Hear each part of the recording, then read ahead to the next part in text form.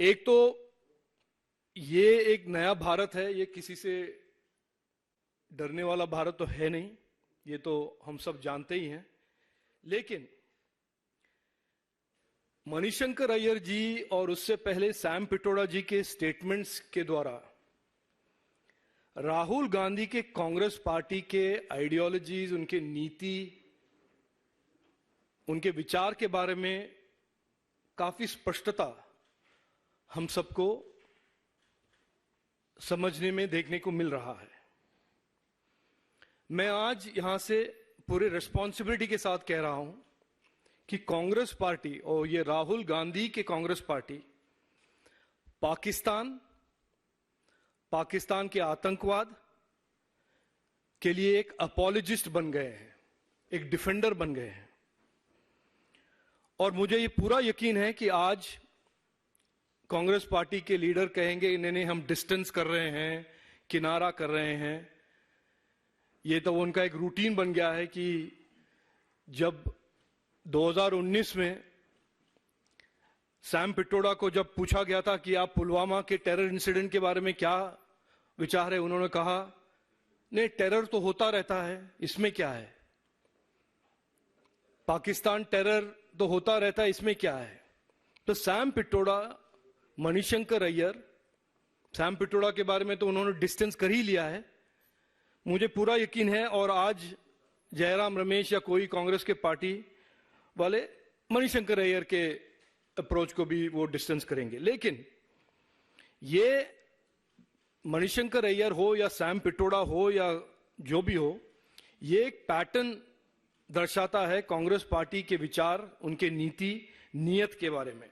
और मैं आपके सामने रखना चाहता हूं अलग अलग एग्जाम्पल कांग्रेस का अप्रोच जो है towards Pakistan, towards terrorism. Manishankar Iyer के बारे में आपने सुना ही है, कल जो उन्होंने कहा। हाल ही में महाराष्ट्र का एक कांग्रेस लीडर विजय वडेट्टीवार ने कहा कि कसब टेररिस्ट नहीं है और हेमंत करकरे को कोई पुलिस का ही इंस्पेक्टर ने मारा था और इसमें कसाब का कोई दोष नहीं है। ये कांग्रेस के लीडर का एक बयान है। 26/11 के बाद दिग्विजय सिंह जी, कांग्रेस के और राहुल गांधी के एक मेंटर थे उन दिनों में, उन्होंने कहा कि ये टेरर अटैक नहीं है, ये आरएसएस का साजिश है। हाल ही में पाकिस्तान के फॉरेन मिनिस्टर राहुल गांधी को सपोर्ट करते हैं। और ये जो डिस्टेंसिंग का सवाल है, जो रोज कांग्रेस किसी न किसी स्टेटमेंट से डिस्टेंस करते हैं, ये पहले भी उन्होंने किया हुआ है। सैम पिट्रोडा का हुआ है, आज मणिशंकर अय्यर का होगा, उससे पहले दिग्विजय सिंह का भी हुआ। लेकिन दिग्विजय सिंह कांग्रेस में ही रहे और नेता बने, राज्यसभा एमपी बने। कांग्रेस ने ही हाल में केरल और कर्नाटक के इलेक्शन के दौरान एसडीपीआई और पीएफआई दोनों आउटलॉ, पीएफआई आउटलॉड ऑर्गेनाइजेशन है, टेरर लिंक्स है, उनके साथ उनका सपोर्ट लिया इलेक्शन के दौरान। मैंने सैम पिट्रोडा के बारे में कहा 2019 में उनका क्या बयान था। और हाल ही में 2019 में पुलवामा के बारे में राहुल गांधी ने क्या कहा। पुंछ के बाद, इस रीसेंट टेरर अटैक के बाद, जहां पे एक इंडियन एयरफोर्स के एक एयर वॉरियर शहीद हुए, उसके बारे में भी कांग्रेस के नेता लोग ने क्या कहा आप सबको मालूम है।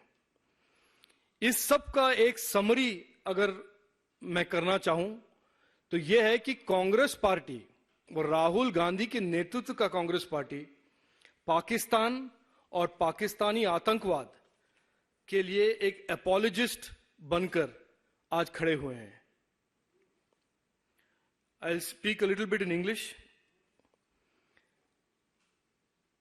You have noted Manishankar Ayyer's recent statement where he has asked India to be fearful of Pakistan and therefore give Pakistan the respect that he believes Pakistan deserves. This is Manishankar Ayyar.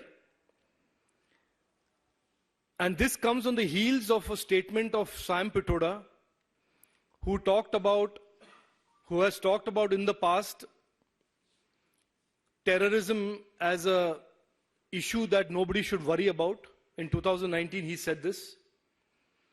Recently, he was in the limelight for his racist comments. But what is clear is that slowly and surely Congress's ideology, Rahul's Congress's ideology, is becoming clear to the people of India. Congress party has become an apologist for Pakistan and Pakistani-based terror. And I am very sure today again there will be an attempt by the Congress party to distance themselves from Manishankar Ayer's statement, as they have done when Digvijay Singh in 2611 talked about RSS being the organization responsible for the terror attack and not Pakistan.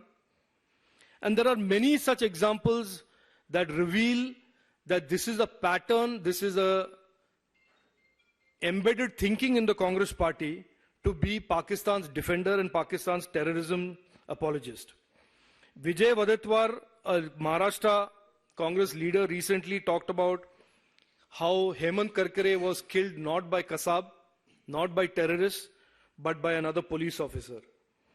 Digvijay Singh in 2611 talked about this not being a terror attack, but being an RSS conspiracy.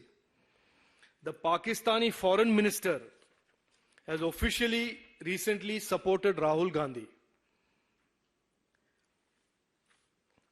Congress in these elections has openly taken support from known terror-linked organizations like SDPI, PFI. Congress's response during Pulwama in 2019 and the most recent Punch terror incident is also available to you. So I say with all the responsibility in my command that the Congress party today acts like, behaves like, talks like an apologist for Pakistan and Pakistan-based terror. And Manishankar Ayer's statement is one clinching evidence of this pattern of Congress's behavior towards Pakistan and Pakistan's terror. Thank you. Any questions?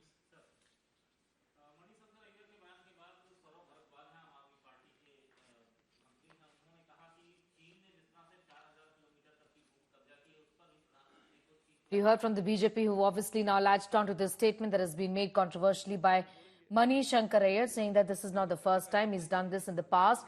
And this speaks volumes of the Congress party's mindset, is what Rajiv Chandrasekhar has said.